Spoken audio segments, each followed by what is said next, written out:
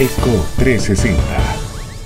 Estamos de vuelta en Eco 360. Recuerde que usted puede ver este programa en www.ecotvpanamá.com. Como lo habíamos anunciado, nos acompaña hoy en la mesa de Eco 360 el licenciado Publio Cortés. Él es el director general de ingresos.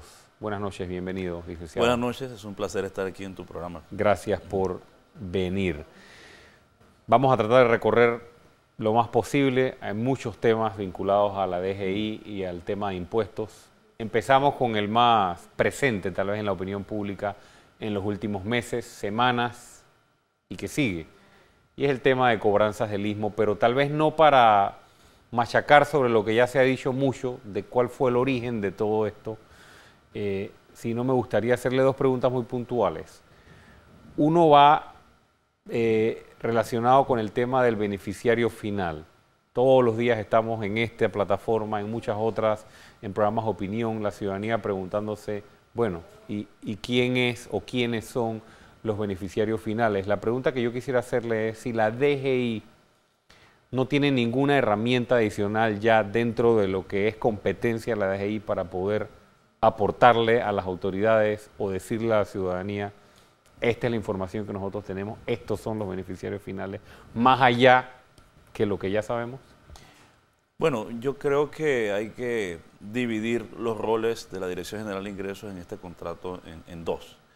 En primer lugar, la Dirección General de Ingresos fue investida por la ley con la facultad de hacer esta contratación allá en el año 2009.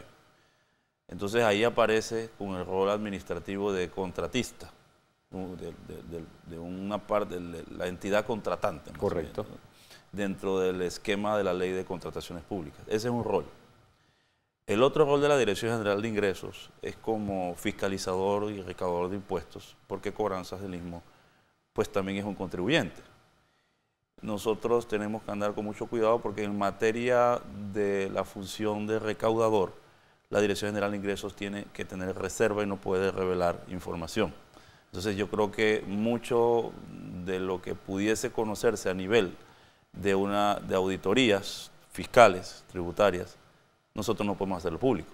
Ese rol de determinar en esta fecha, en la actualidad, quién es el beneficiario final de esa compañía, corresponde al Ministerio Público.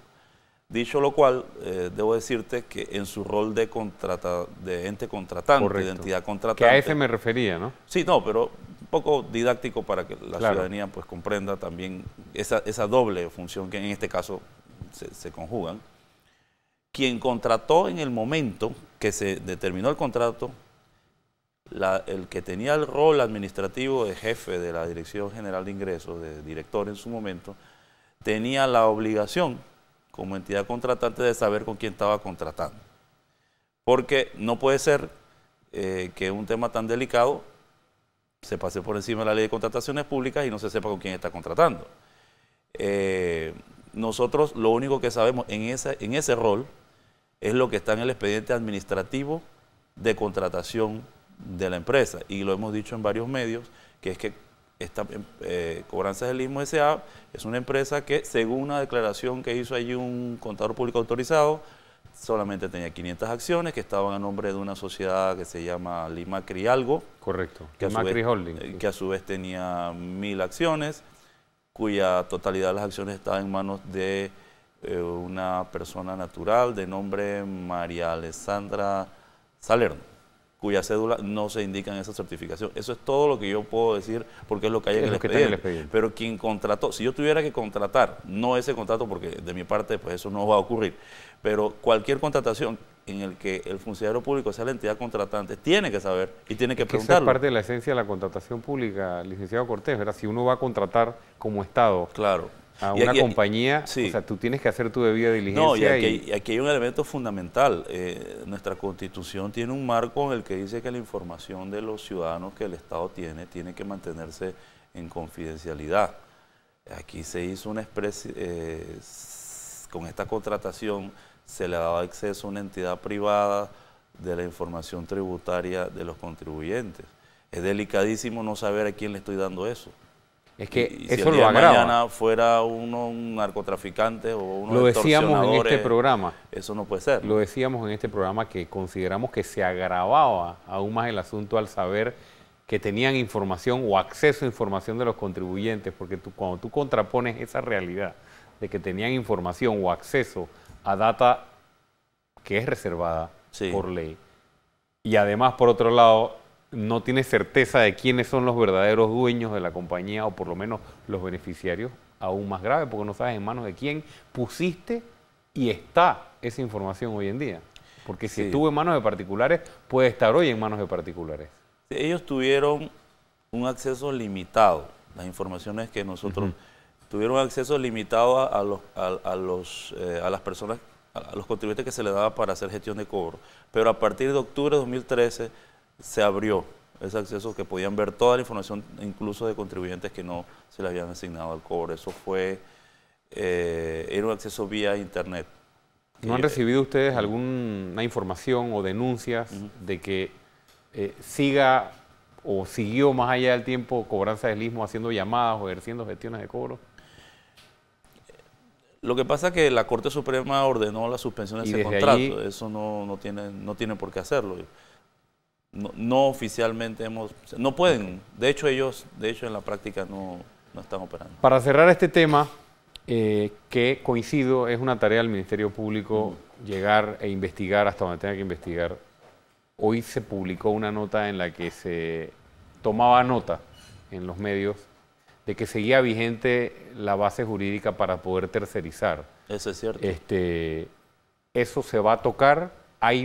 Necesitamos revisar eso como para cerrar esa llave, o eso tiene que estar allí porque en algún momento puede haber una gestión de cobros a través de terceros. Si me preguntan mi opinión, hay que cerrar esa llave. No tiene por qué estar allí. Debiera derogarse eso. O sea, deberíamos cerrar la posibilidad de tercerizar. Es mi opinión. Ok. Bueno, más adelante vamos a estar hablando de las medidas que se van a tomar. Usted ha hablado, creo que leí sobre la posibilidad de tener incluso un call center de la misma DGI, ¿correcto? Algo así. Sí, ya se está contratando los equipos, por otro lado el personal. Todo esto es la propia DGI Sí. ejerciendo su rol de recaudador. Que en cierta forma, y es parte del punto que hemos señalado de la semana pasada hacia acá, sentíamos que había una especie de plan oscuro de disminución de la capacidad de la DGI de hacer su trabajo Para poder para justificar. justificar. Claro. Sí. Estamos con el licenciado Publio Cortés, director general de ingresos, pero es tiempo de ir con Carolina Brit y una vuelta al mundo.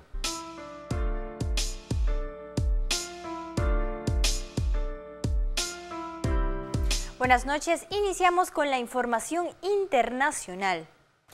Luego de haber sido involucrada de corrupción la familia de Michelle Bachelet, la presidenta de Chile anunció una profunda reforma judicial. Michelle Bachelet anunció la creación de una nueva constitución con el fin de acabar con las irregularidades, la corrupción y la falta de ética, puestas de manifiesto en los recientes escándalos que han minado la confianza ciudadana en la clase política y el mundo empresarial. La mandataria indicó que es una situación grave porque deteriora la democracia y crea abusos, privilegios y desigualdad. Reconoció que los chilenos y chilenas están molestos. Bachelet informó que el proceso constituyente se iniciará en el mes de septiembre, dando paso a una nueva carta fundamental, plenamente democrática y ciudadana que los chilenos se merecen, de acuerdo a sus palabras. Bien, otro mandatario latinoamericano que se ha pronunciado recientemente sobre la corrupción es el presidente de Guatemala. En un mensaje a la nación, el presidente de Guatemala, Otto Pérez Molina, cuyo gobierno ha sido alcanzado por un escándalo de corrupción resultado de una investigación encabezada por la Comisión Internacional contra la Impunidad en Guatemala, se refirió al tema asegurando sentir el mismo pesar y decepción que sus conciudadanos. Pérez Molina prometió a los guatemaltecos hacer justicia, caiga quien caiga.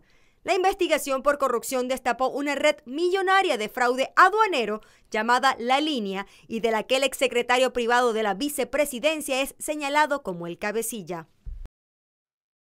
Y vamos a continuar con más información porque el primer ministro japonés estuvo de visita en el Congreso de los Estados Unidos, donde tuvo la oportunidad de ofrecer un corto discurso en el cual pide disculpas en nombre de su país. El primer ministro de Japón, Shinzo Abe, expresó este miércoles su más profundo arrepentimiento por el papel que tuvo su país en la Segunda Guerra Mundial, al tiempo que resaltó la importancia de Tokio como nuevo jugador en el partido de la seguridad global de cara al creciente poder de China en Asia. El premier nipón aprovechó para hablar del futuro de la alianza militar Estados Unidos-Japón e invitó a los legisladores a apoyar un pacto de libre comercio en el Pacífico. A pesar de que haya pasado muchísimo tiempo desde la Segunda Guerra Mundial, Ricardo, todavía hay muchas heridas que sanar. Vamos a regresar contigo. Interesante el gesto del primer ministro japonés en esa coyuntura precisamente. Al regresar seguimos con el director general de ingresos. Vamos a hablar de DGI, su agenda, denuncias y recaudación de impuestos. Ya volvemos.